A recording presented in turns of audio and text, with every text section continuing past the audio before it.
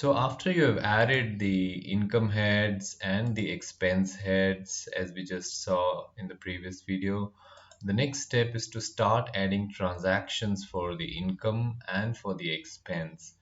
Now, to add transactions as a beginner, the easiest step for you is to go to this section, add multiple incomes for a particular month or add multiple expenses for a particular month. The month that's selected here is the current month, but you can always change the month or the year and add your income or expense transactions for that particular month.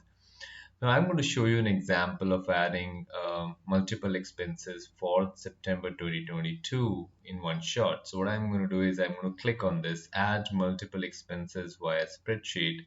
And as I do that, a new window will open up, as you see here.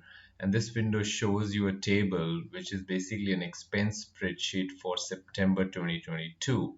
It will list down all your heads, and if you've added any existing expenses under these heads, it will be listed here. Right now we don't have any expenses. And then I can add whatever money I have spent in any of these heads. So let's say if I have spent 500 rupees on eating out, I can say lunch here in the remarks section. Grocery I spent 750 rupees. I would say okay, I ordered it through Grofers. Utility bills, I will say 1000, probably that's my electricity bill. And that's how I'm going to click on update data. And what you would see here is in the expense section for September 22, all these expenses are added and one transaction is added for each of these.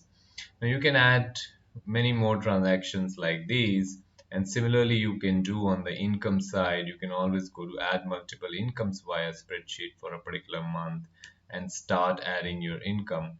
Typically expenses you should be adding once a day or once a week as it is comfortable for you.